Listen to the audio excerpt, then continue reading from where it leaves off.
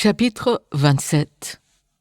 Dès que le matin fut venu, tous les principaux sacrificateurs et les anciens du peuple tinrent conseil contre Jésus pour le faire mourir.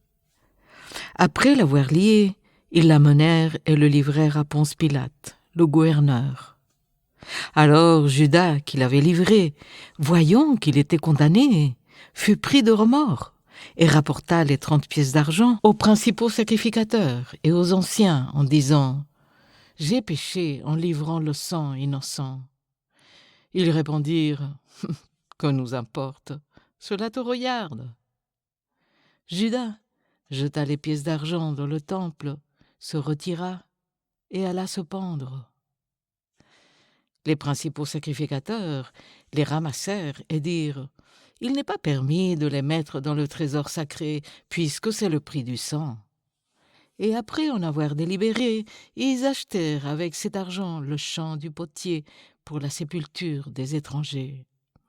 C'est pourquoi ce champ a été appelé « champ du sang » jusqu'à ce jour. Alors s'accomplit ce qui avait été annoncé par Jérémie, le prophète. Ils ont pris les 30 pièces d'argent, la valeur de celui qui a été estimé, qu'on a estimé de la part des enfants d'Israël, et ils les ont donnés pour le champ du potier, comme le Seigneur me l'avait ordonné. Jésus comparut devant le gouverneur. Le gouverneur l'interrogea en ces termes. « Es-tu le roi des Juifs ?» Jésus lui répondit. « Tu le dis ?» Mais s'il ne répondit rien aux accusations des principaux sacrificateurs et des anciens. Alors Pilate lui dit « N'entends-tu pas de combien de choses il t'accuse ?» Et Jésus ne lui donna de réponse sur aucune parole, ce qui étonna beaucoup le gouverneur. À chaque fête, le gouverneur avait coutume de relâcher un prisonnier, celui que demandait la foule. Ils avaient alors un prisonnier fameux nommé Barabbas.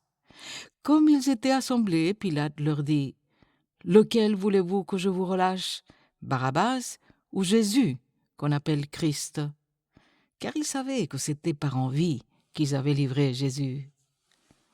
Pendant qu'il siégeait au tribunal, sa femme lui fit dire « Qu'il n'y ait rien entre toi et ce juste, car aujourd'hui j'ai beaucoup souffert en songe à cause de lui. » Les principaux sacrificateurs et les anciens persuadèrent la foule de demander Barabbas et de faire périr Jésus. Le gouverneur, prenant la parole, leur dit « Lequel des deux voulez-vous que je vous relâche ?» Ils répondirent « Barabbas !» Pilate leur dit « Que ferai-je donc de Jésus qu'on appelle Christ ?» Tous répondirent « Qu'il soit crucifié !» Le gouverneur dit « Mais quel mal a-t-il fait ?» Et ils crièrent encore plus fort « Qu'il soit crucifié !» Pilate, voyant qu'il ne gagnait rien, mais que le tumulte augmentait, prit de l'eau, se lava les mains en présence de la foule et dit « Je suis innocent du sang de ce juste. Cela vous regarde. » Et tout le peuple répondit « Que son sang retombe sur nous et sur nos enfants !» Alors Pilate leur relâcha Barabbas, et après avoir fait battre de verges Jésus, il le livra pour être crucifié. Les soldats du gouverneur conduirent Jésus dans le prétoire, et ils assemblèrent autour de lui toute la cohorte. Ils lui ôtèrent ses vêtements et le couvrirent d'un manteau écarlate. Ils tressèrent une couronne d'épines qu'ils posèrent sur sa tête et ils lui mirent un roseau dans la main droite. Puis, s'agenouillant devant lui, ils le rayèrent en disant « Salut, roi des Juifs !» Et ils crachaient contre lui, prenant le roseau et frappaient sur sa tête. Après s'être ainsi moqués de lui, ils lui ôtèrent le manteau, lui remirent ses vêtements et l'amenèrent pour le crucifier. Lorsqu'ils sortirent, ils rencontrèrent un homme de Cyrène appelé Simon, et ils le forcèrent à porter la croix de Jésus. Arrivés au lieu nommé Golgotha, ce qui signifie lieu du crâne, ils lui donnèrent à boire du vin mêlé de fiel. Mais quand il l'eut goûté, il ne voulut pas boire. Après l'avoir crucifié, ils se partagèrent ses vêtements en tirant au sort, afin que s'accomplisse ce qui avait été annoncé par le prophète. Ils se sont partagés mes vêtements, et ils ont tiré au sort ma tunique. Puis ils s'assirent et le gardèrent. Pour indiquer le sujet de sa condamnation, on écrivit au-dessus de sa tête « Celui-ci est Jésus, le roi des Juifs ». Avec lui furent crucifiés 2 brigands, l'un à sa droite et l'autre à sa gauche.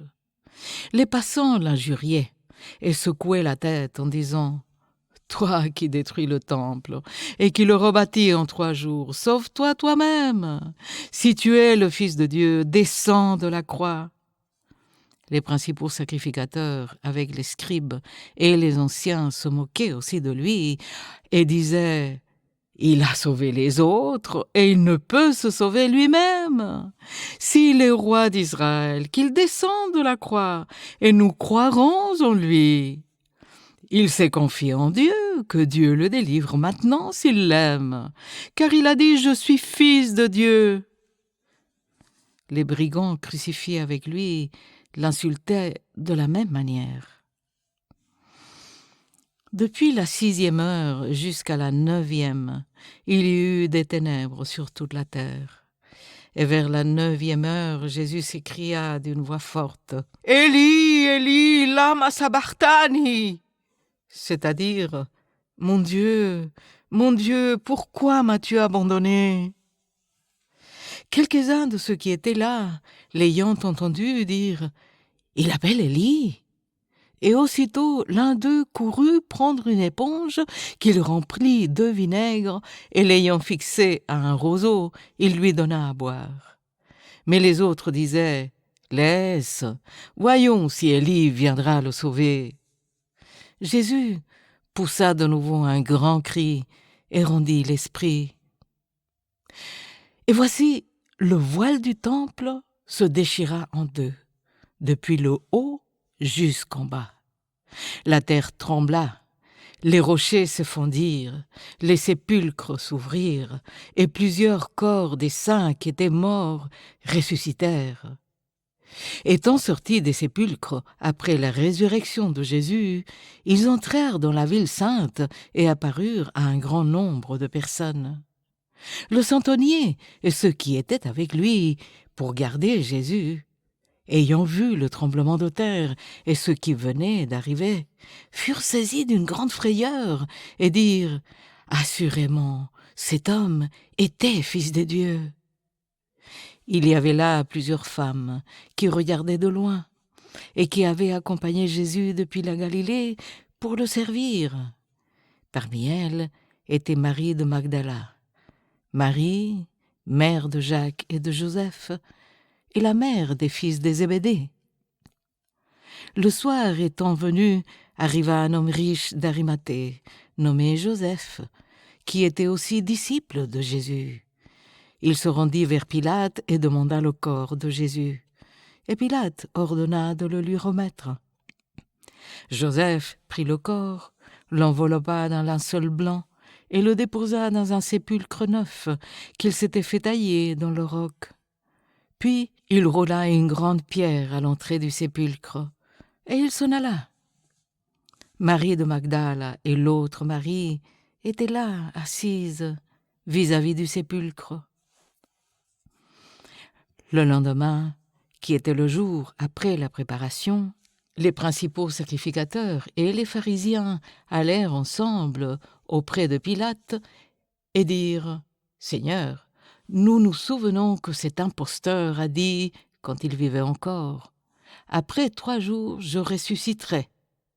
Ordonne donc que le sépulcre soit gardé jusqu'au 3e jour, afin que ses disciples ne viennent pas dérober le corps et dire au peuple « Il est ressuscité des morts ». Cette dernière imposture serait pire que la première.